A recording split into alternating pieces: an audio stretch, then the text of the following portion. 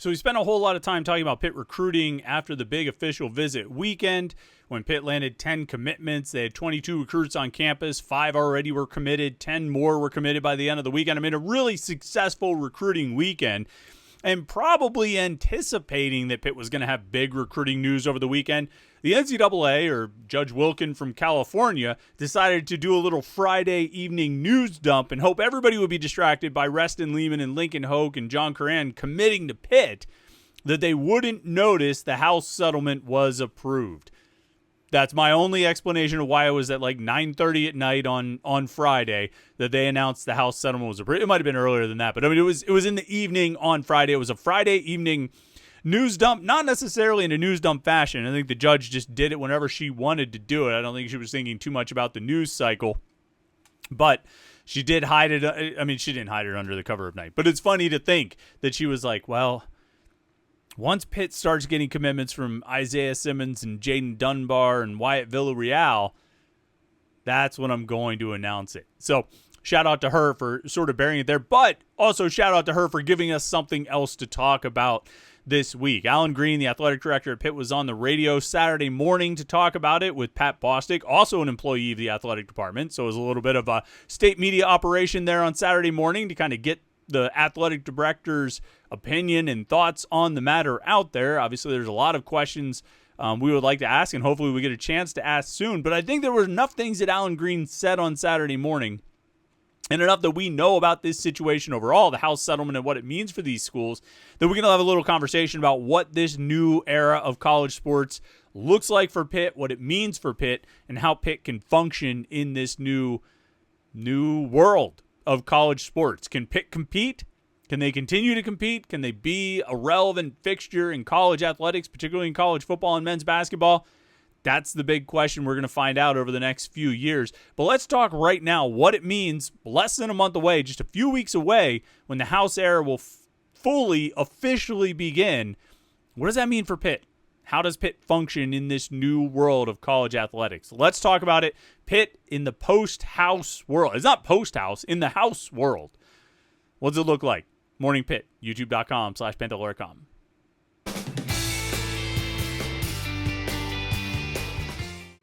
Yeah, it's the Wednesday edition of the Morning Pitt, youtube.com/Panther-Lair.com. I'm Chris Peak from Panther-Lair.com. You see the website below, Panther-Lair.com, the most comprehensive source of Pitt sports news on the internet, Pitt football, basketball, recruiting, transfer portal, everything else going on in the world of Pitt sports. We covered at Panther-Lair.com. And if you want to, you go to the website, you get all the coverage and the content, and then you go to the message boards and you get all the conversation with other Pitt fans. I think it's the best online community of Pitt fans you're going to find.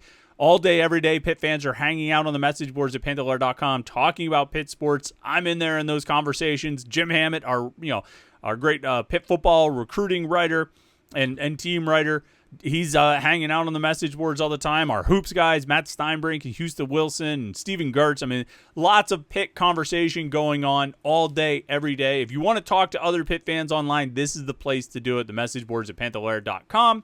And, of course, our video channel right here, youtube.com/Panther-Lair.com, where we have all of our Pitt video content. These daily Morning Pitt videos, Monday through Friday, our weekly live show every Wednesday night, usually every Wednesday night at 8:30. We had to do it this week last night, so we did a special Tuesday edition of the live Panther-Lair show. And then what else? Press conferences, post-game shows, interviews, all kinds of videos, all related to Pitt right here on youtube.com/Panther-Lair.com. So make sure you like this video and subscribe, and you won't miss any of it. Last night's a great example of why you want to be subscribed. Like I say, this week we had to change the live show. Instead of going Wednesday night at 8:30, we moved it to Tuesday night at 8:30. You might be like, I'm never going to remember that. What if you change it again and I miss it? I'll be really disappointed. It'll ruin my week. Well, subscribe to youtube.com/Panther-Lair.com. You can turn on notifications, and then you we'll get an alert every time we go live or post new content or anything like that. So you don't have to worry about missing anything we do right here at youtube.com/Panther-Lair.com. So the House settlement's been approved, and the new era of college sports is officially dawning here. I believe July 1st is the day it all kind of goes into effect. And it's a weird sort of thing. And everything we talk about sort of operates under this shadow or understanding that the House settlement was approved on Friday, goes into effect July 1st, but everybody's kind of known what it is and what it's going to be and what it's going to mean, right? Like, we've known the main tenets of this case and of the settlement, the proposed settlement. It just needed to be approved by the judge. And there were a few hang-ups here and there, some things about roster limits and grandfathering in student athletes, so you didn't have to kick people off the team because of these new roster limits. And so, kind of shifted there, but that's a minor shift. It's a detail shift. It's important. I mean, it's a major detail shift for those players and student athletes who, would have been affected or might have lost their roster spot, and now they'll be able to hold on to it thanks to grandfathering in. But for the most part, I think everything was generally known, right? There's three main components to the House settlement. One, the biggest one, the one everybody's talking about, the one that is going to be known as the House rule, the one that the House settlement is always going to be associated with, is revenue sharing. That colleges can share up to 22% of revenue with or a $20.5 million cap, and annually, and all this stuff. They can pay the players. The bottom line of all of this, and the thing that's going to be most memorable from this settlement, the biggest impact on college athletics and reshaping what the future of college athletics is that they can pay the players. The players can get straight cash from the school for the first time. I mean, like in the past, you could get a stipend, a housing stipend, or this or that. Now, it's straight cash. They can pay you straight cash. And that opens up, there's a gigantic can of worms. It opens up a can of worms so complex and layered that each worm inside that can is carrying its own can of worms. There are those many tentacles to all of this. And we'll get into some of those in a second. Second component is kicking some of that cash back to the student athletes who have been here, who, for whatever reason or another, weren't able to get this money. And I think they're going back to 2016. Anybody from 2016 to 2024 who wants to get some of the revenue sharing money, it's like a pot that everybody's going to kick into for $2.8 billion and be spread among student athletes who played 2016 to 2024, who missed this revenue sharing era. So there's that in terms of money that has to come out from the schools. In addition to the 20.5 that they're going to pay their own players, they got to chip in for money that's going to be distributed in back pay to players and student athletes, who played in that last era. And then the third component's the roster limits. And the roster limits really replaced the scholarship limits. There's no longer a scholarship limit. There's just a roster limit. And if you want to give every player up to that roster limit a scholarship, you can. And if you want to, still stick to the old roster limits, you can do that too. In football, I think it's going to be 105 is the roster limit, which is actually lower than what the roster limit used to be. It used to be you could have 85 scholarship players, and the roster limit was like 120 or something like that. So you had a lot of extra room there. You had 35 or so walk-ons, right? Well, now the roster limit drops. The scholarship limit goes away, so conceivably you could have an entire roster on scholarship. I've said before, a lot of times, I'll continue to say until I'm proven wrong on this, which I might be. I don't think there are going to be many schools that go all the way on the roster limits and put the entire roster, particularly for football, on scholarship. 105 players on scholarship, it just doesn't make sense. There's no reason to do it. You're not going to use 105 players in a season in a role that justifies them being on scholarship. And the reality is, if you have 105 players on scholarship, let's say you lose 20 to graduation eligibility in early NFL, those other 85, you're going to have like 30 going to the transfer portal, or 20 or something going to the transfer portal. And some of those guys, they'll been on scholarship for no reason other than to prepare themselves to go into the transfer portal. There's no reason to put that many players on scholarship. You're just not getting any return on your value. And it's not like you don't have money that you're already allocating to the revenue sharing. You don't need to be putting extra guys on scholarship. I think some schools will get up into the 90s. I think most schools will probably stay right around that range that they were in before of 85, maybe less, maybe 85 to 90. That would be my guess for Pitt. We haven't, I forget, I think they're right close to 85 right now. In terms of scholarships for the 2025 season, they could go above that, but I don't think they're going to get crazy with it because there's no reason to. And so you preserve some of that walk-on program. You still have 20-some guys on walk-on, as walk-ons, and then you put the rest of the roster on scholarship. And I think that's what you'll see. College basketball, I think the limit's going to be 15. So you could have 15 scholarship players. You get into the whole grandfathering thing too, where guys who were on the roster in the previous year, you could keep them on the roster and it won't count against that scholarship limit or that roster limit, I should say.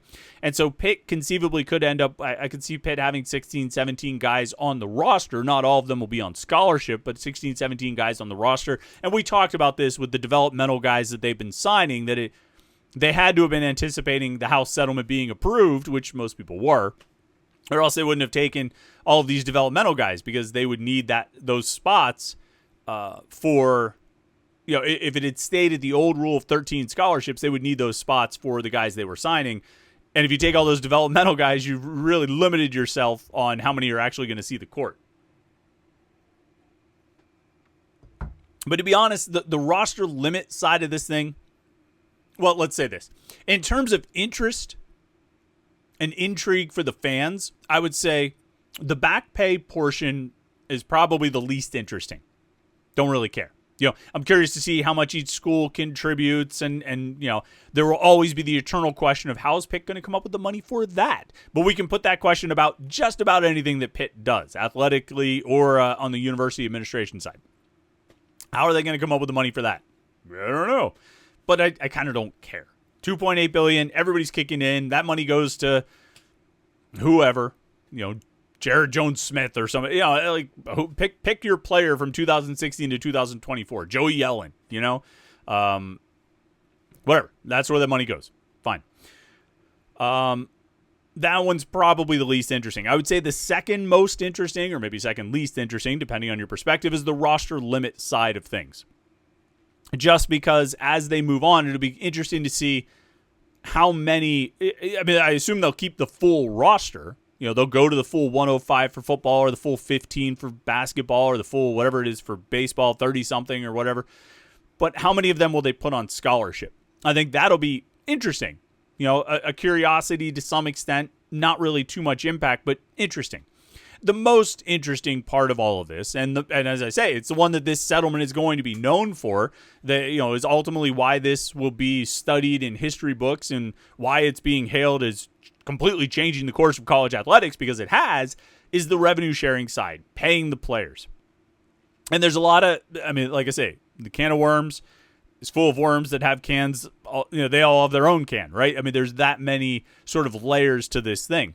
But the question will always be, and it's the same question we said about the back pay angle, how is Pitt going to pay for it? Where's that money going to come from? And while Alan Green didn't say a whole lot on his interview with Pat Bostic on Saturday morning, he had a few interesting comments. There was one quote that I wanted to read to you that I think, he said, number one, Pitt Athletics is definitely ready for this. We'll get into that in a second. I want to read this quote. It's a little bit lengthy, but I'm going to read it to you.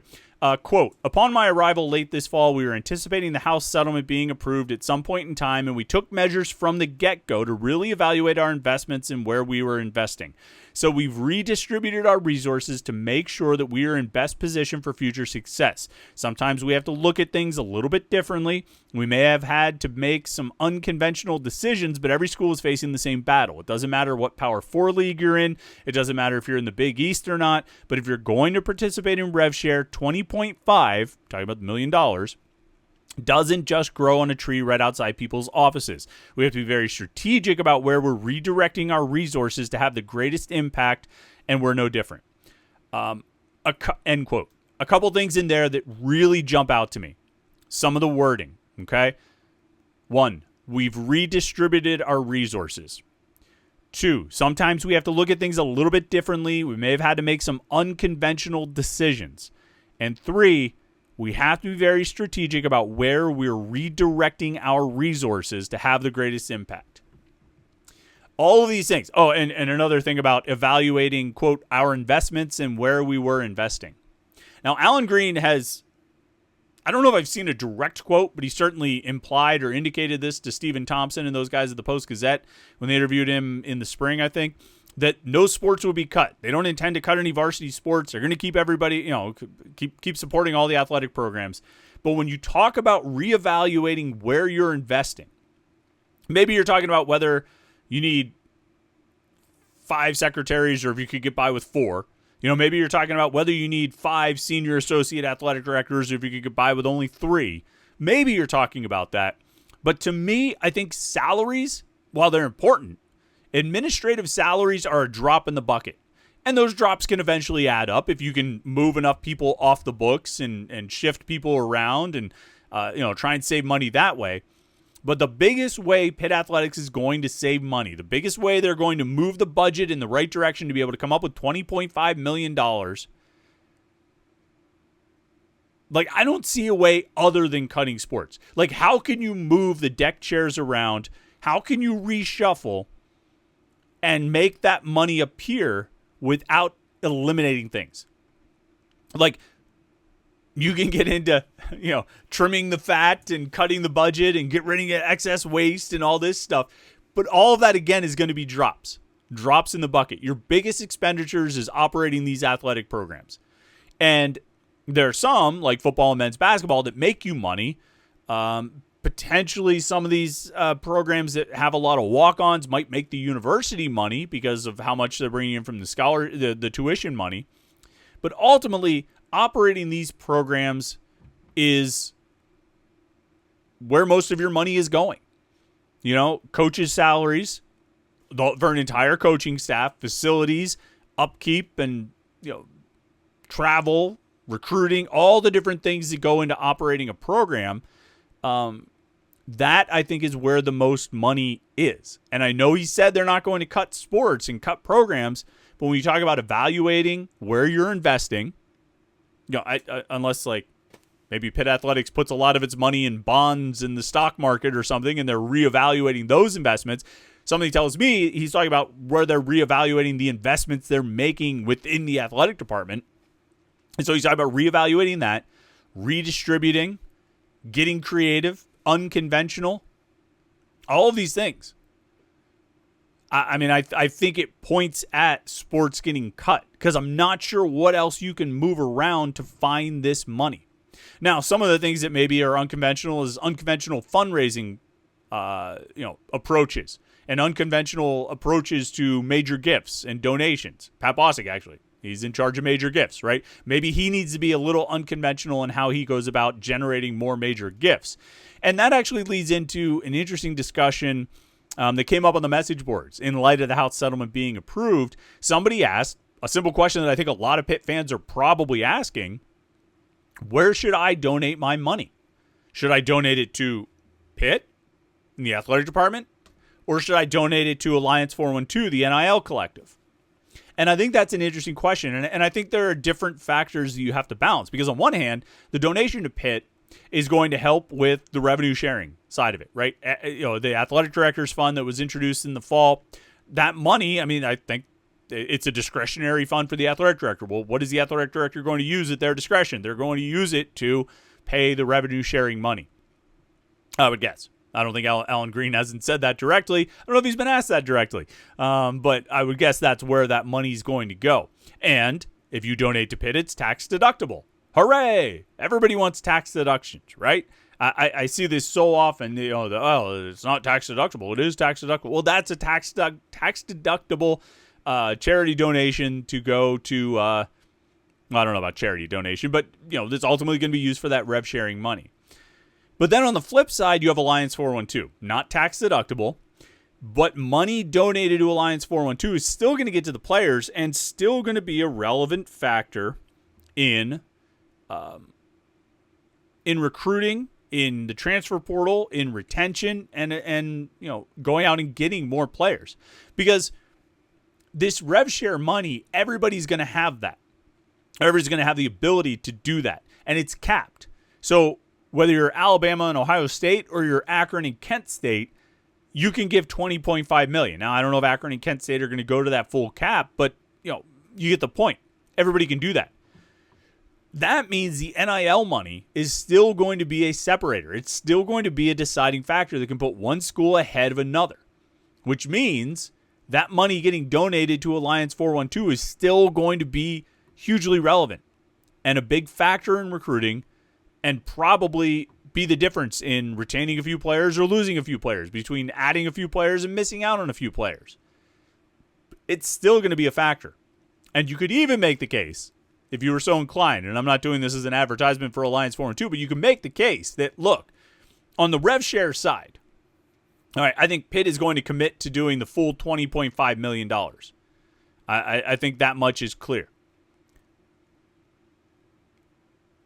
Pitt, the athletic department in the university, will be able to find that money, whether you donate it or not. They'll find that money. Alliance 412 is relying exclusively on the donations. And so you could make a case that you can have a bigger impact by donating to the collective. You could also make a case that it's a tax-deductible donation if you donate to the university. So that's going to be something, finding that balancing act between the donations to the university and the donations to the collective is going to be an ongoing, I don't want to say struggle, but it's going to be an ongoing storyline as we move forward here in this era. It's going to be interesting to see kind of how the university approaches that. Do they try to filter donations to Alliance 412 or, shuttle donors, point them in that direction, I guess would be the best way to say it? Or do they try to get as much for themselves as they can? Alan Green's going to have to figure that one out too. What does this all mean for Pitt? It means they've got to come up with a lot of money if they want to stay competitive. I think if you're a Power 4 school, you have to either hit the cap or be close enough to it that it can't be used against you in recruiting. Now, schools are going to have decisions within that. Does the money go to football? Does it go to men's basketball? How much of the money goes to football? How much goes to men's basketball? The vast majority is going to go to those two sports. But what else do you do?